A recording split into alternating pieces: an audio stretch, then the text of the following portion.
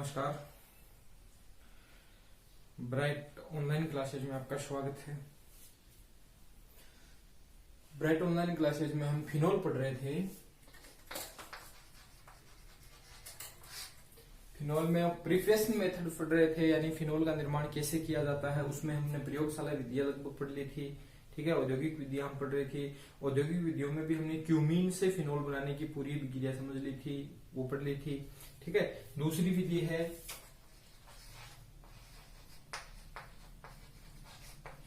यानी फिनोल प्राप्त करने की दूसरी औद्योगिक विधि है बेंजीन से या बेंजीन के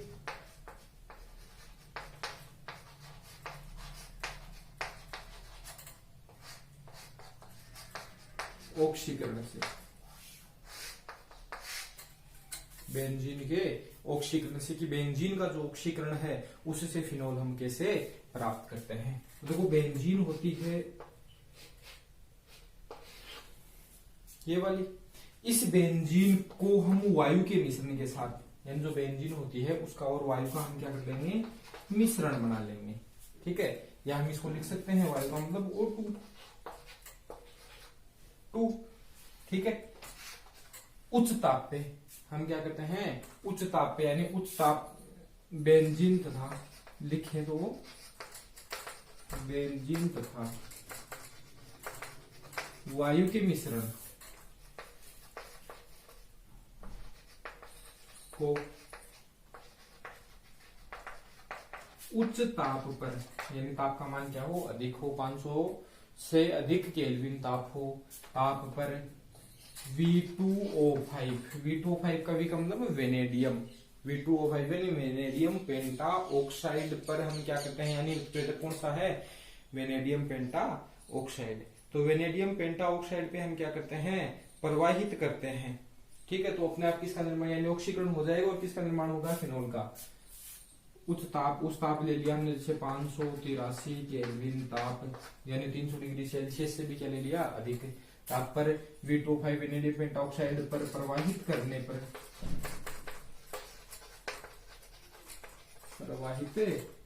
पर किसका निर्माण होता है, फिनोल का।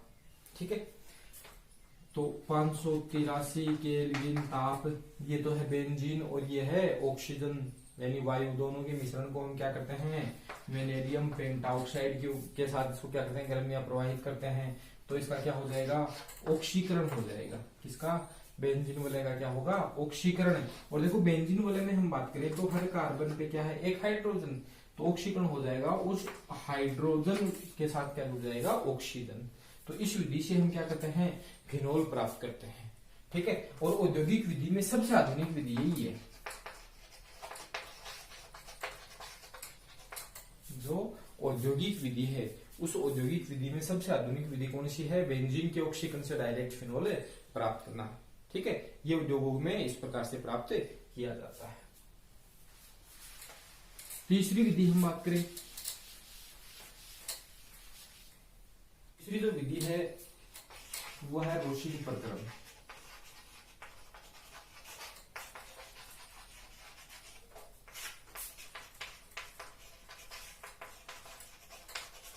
रोशिंग प्रक्रम, देखो अब इस रोशिंग प्रक्रम में हमें ध्यान रखना पड़ेगा कि क्या करवाना है।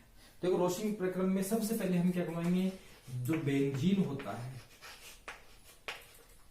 ठीक है, उस बेंजीन से हमें क्या प्राप्त करना है, फिनोल प्राप्त करना है।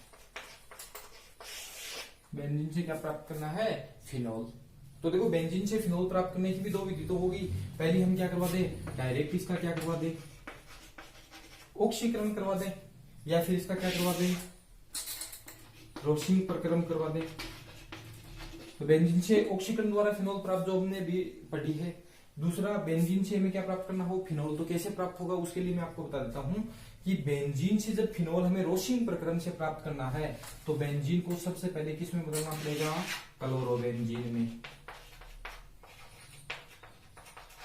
किस में बदलना पड़ेगा, क्लोरोबेंजीन में। उसके बाद उस क्लोरोबेंजीन से हमें क्या बनाना है, फिनोल बनाना है। क्लोरोबेंजीन को वापस किस में परिवर्तित करना पड़ेगा, फिनोल में। अब देखो, बेंजीन से क्लोरोबेंजीन बनाने की विक्रिया भी हमें कुछ याद है कि बेंजीन का हम क्या करवाते हैं, क्लोरीनीकरण करवाते हैं। तो सीधा क्लोरोबेंजीन प्राप्त होता है, यानी ये विक्रिया हमने पढ़ी है टुकड़ों में, लेकिन वो कोई सी भी काम में नहीं लेनी है। हमने ये पढ़ी थी कि बेंजीन जो होता है उसका हम क्या करवा दें, क्लोरीनीकरण किस में करवा दें,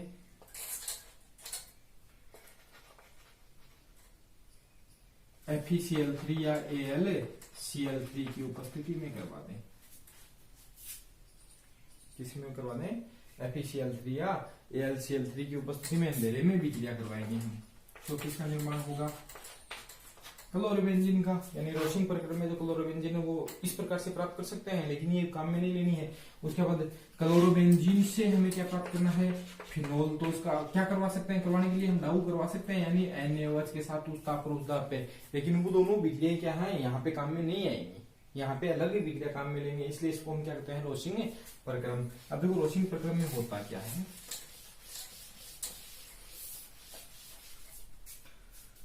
रोशिंग प्रक्रम में होता है कि बेंजीन HCl तथा लिखना हो तो भी हम ये लिखेंगे कि बेंजीन HCl तथा वायु के मिश्रण को UCl2 उत्प्रेरक की उपस्थिति में क्या करते हैं, गर्म करते हैं। तो गर्म करने पर हमें क्या प्राप्त होगा, क्लोरोबेंजीन प्राप्त होगा। क्या प्राप्त होगा, क्लोरोबेंजीन। किस किस को, बेंजीन को, HCl को और वायु, इन तीनों के मिश्रण को हम क्या करते हैं, CuCl2 की उपस्थिति में क्या करते हैं, गर्म करते हैं। ठीक है, तो गर्म करते ही हमें क्या प्राप्त हो जाएगा, CuCl2 भी हो सकता है या फिर इसके अलावा FeCl3 भी हो सकता है। उसके साथ गर्म करते क्या प्राप्त होगा, क्लोरोबेंजीन। अब इस क्लोरोबेंजीन से हमें क्या प्राप्त करना है, फिनोल। तो इस क्लोरोबेंजीन को हम क्या कर देंगे, भाप और सिलिका, भाप का मतलब जलवाष्प है, और सिलिका के साथ क्या कर देंगे, गरम करते ही क्या प्राप्त हो जाएगा, फिनोल। तो पहला पद तो ये हो जाएगा, पहले पद में क्या प्राप्त हुआ, क्लोरोबेंजीन। अब उस दूसरे पद में हमें क्या करना, जो क्लोरोबेंजीन होता है उस क्लोरोबेंजीन से हमें क्या प्राप्त करना है, फिनोल।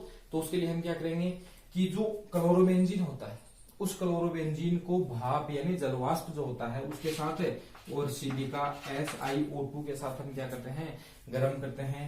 तो इसी से क्या प्राप्त हो जाएगा, गर्म भी उच्च ताप पे हम करेंगे, जैसे 623 केल्विन ताप पे इसको गर्म करते हैं, तो क्लोरोबेंजीन से अपने आप क्या प्राप्त हो जाएगा, फिनोल। अब देखो इसमें जो दो स्टेप है, दोनों स्टेप हमने पहले नहीं पढ़ी है। ठीक है, इस प्रक्रम को हम कहते हैं रोशिंग प्रक्रम। तो रोशिंग प्रक्रम से भी हम क्या प्राप्त कर सकते हैं, फिनोल प्राप्त कर सकते हैं। ठीक है, इसके अलावा देखो क्लोरोबेंजीन से फिनोल प्राप्त करने की हमने जो शुरू में विक्रिया पढ़ी थी, कौन सी थी, डाउ प्रक्रम, या हेलोजन से फिनोल प्राप्त करने की जो विक्रिया थी कौन सी, डाउ प्रक्रम, वो भी कर सकते हैं। उसके बाद चौथी विधि है औद्योगिक विधि की, उद्योगों में फिनोल का निर्माण कैसे किया जाता है। तो देखो सबसे पहले फिनोल प्राप्त भी इसी विधि से किया गया था, किसे, कोलतार से। कोलतार है, उसमें कई प्रकार के कार्बनिक यौगिक होते हैं। तो सबसे पहले जो कोलतार होता है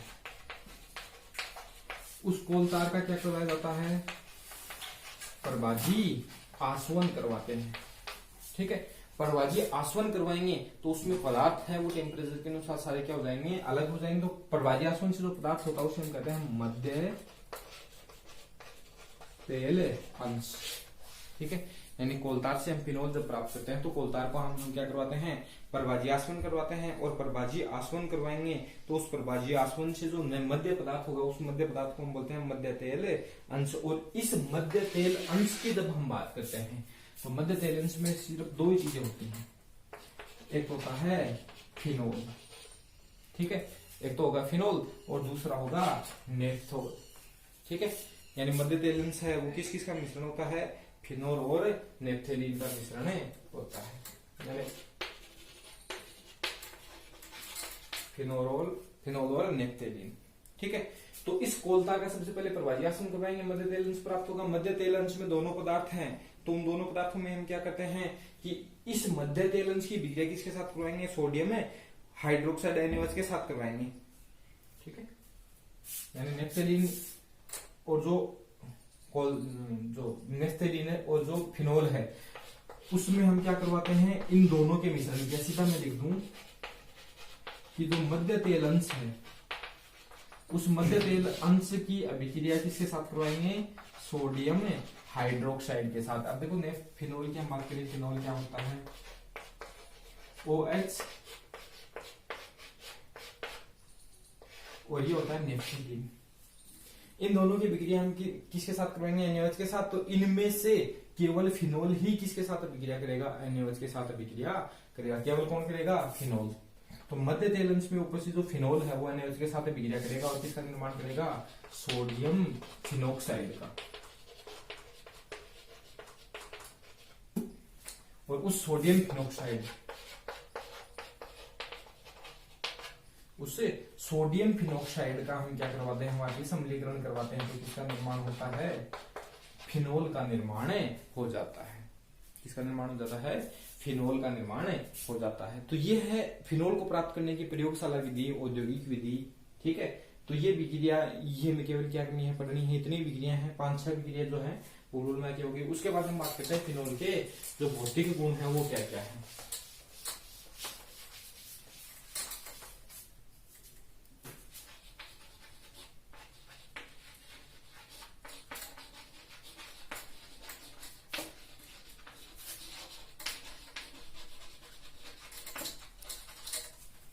फिनोल के भौतिक गुण, तो भौतिक गुणों में हम वही पढ़ेंगे। सबसे पहले हम अवस्था की बात करते हैं कि फिनोल जो होता है उसकी भौतिक अवस्था क्या होती है। तो भौतिक अवस्था हम देखो कभी प्रयोगशाला में आपको दिखाएंगे कि भौतिक अवस्था की बात करें तो फिनोल होता है क्रिस्टलीय ठोस। कैसा होता है? क्रिस्टलीय ठोस। अब देखो क्रिस्टलीय जो शब्द आता है, ठीक है, वो क्या होता है? क्रिस्टल का मतलब जो नुकीले आकार के इसके छोटे छोटे क्या होते हैं? पार्ट्स होते हैं, क्रिस्टल होते हैं। तो चूर्णिताकार एक होता है क्रिस्टल। ठीक है, तो क्रिस्टल में क्या होता है? छोटे छोटे पार्ट्स जो होते हैं नुकीले आकार के, सुई के आकार के, जो कांच होता है उस कांच के आकार के इसके पार्ट्स होते हैं, यानी भाग होते हैं। ठीक है, तो अवस्था की बात करें तो अवस्था कौन सी होगी? क्रिस्टलीय ठोस। ठीक है, रंग की हम बात करें तो ये होता है रंगहीन। गंध की हम बात करें तो इसमें विशेष प्रकार की गंध आती है। ठीक है, उसके बाद इसके हम देखो विलेयता की बात करें तो फिनोल होता क्या है? ये होता है ना, तो ये क्या करता है? जल के अणुओं के साथ आसानी से क्या बना लेगा? हाइड्रोजन बंध बना लेगा। किसका निर्माण कर लेगा? हाइड्रोजन बंध का। इसलिए किसमें विलय होता है? ये जल में आसानी से क्या हो जाता है? विलय हो जाता है। इसके अलावा ईथर वगैरह जो कार्बनिक यौगिक है उसमें भी जो फिनोल है वो क्या होता है? विलय होता है। ठीक है, यानी क्या होता है? ईथर और एथेनॉल दोनों में घुल जाता है, एल्कोहल और ईथर में दोनों में घुल जाता है। इसके अलावा जल में भी आसानी से घुल जाता है। क्यों घुलता है? क्योंकि जल के अणुओं के साथ क्या बना लेता है? हाइड्रोजन बॉन्डिंग का निर्माण कर लेता है। तो रंग गंध अवस्था होगी। ठीक है, विलेयता होगी। अब बात करते हैं हम इसके क्वथनांक की।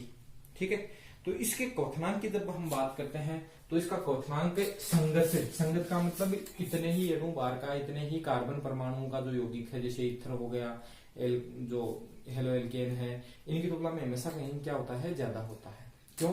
क्योंकि जो फिनोल होता है उस फिनोल के अणुओं के मध्य क्या होता है? हाइड्रोजन बॉन्डिंग पाई जाती है।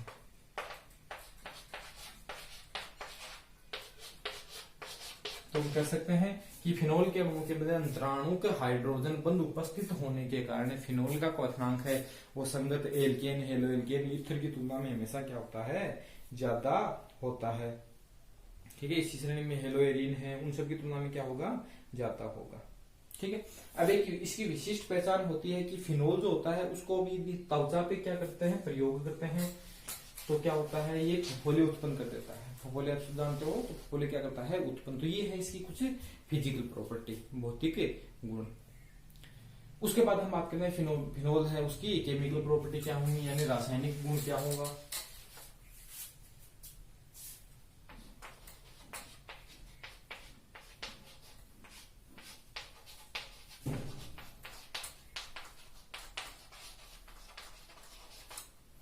फिनोल की हम बात करें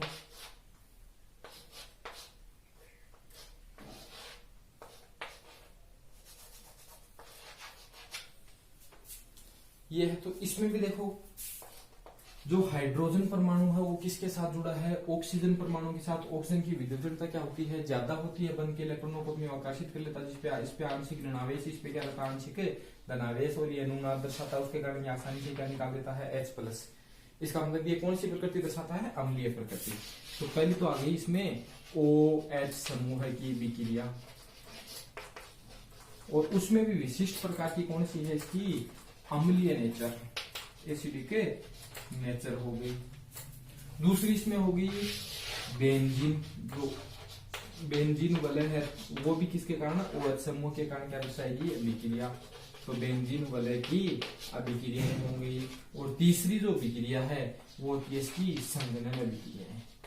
तो फिनोल है वो कुल मिलाकर कितने प्रकार की विक्रिया दर्शाता है, 3 प्रकार की। पहली तो है ऐसी विक्रिया जिसमें केवल OH समूह भाग लेता है, उसमें भी विशिष्ट प्रकार की विक्रिया कौन सी है, इसके अम्लीय नेचर। यहाँ से कई बार प्रश्न पूछ लिया जाता है अम्लीय प्रकृति से, कि अम्लीय प्रकृति क्यों दर्शाता है, इसकी अल्कोहल से ज्यादा होगी या कम होगी, जल से ज्यादा होगी या कम होगी, ठीक, कार्बोक्सिलिक अम्ल से ज्यादा होगी या कम होगी, ठीक है। तो पहली और दूसरी बेंजीन वलय की विक्रिया, तो बेंजीन वलय की विक्रिया वही होंगी, ठीक है। कौन कौन सी, फ्रीडल क्राफ्ट हो गई, यानी एल्किलीकरण, एसिडीकरण हो गया, इसके अलावा सल्फोनीकरण, नाइट्रीकरण, क्लोरीनीकरण, वो सारी विक्रिया या पैनल विक्रिया वही विक्रिया है इसकी सारी की सारी। तीसरी है संघनन विक्रिया, यानी दूसरे कंपाउंड के साथ ये कैसे जुड़ता है। तो ये सारी विक्रियाएं हैं वो हमें पढ़ेंगे। आज की क्लास में हमें फिजिकल प्रॉपर्टी और जो बनाने की विधि है वो पढ़ चुके हैं। जो केमिकल प्रॉपर्टी है, रासायनिक विक्रिया है, वो कल से हमें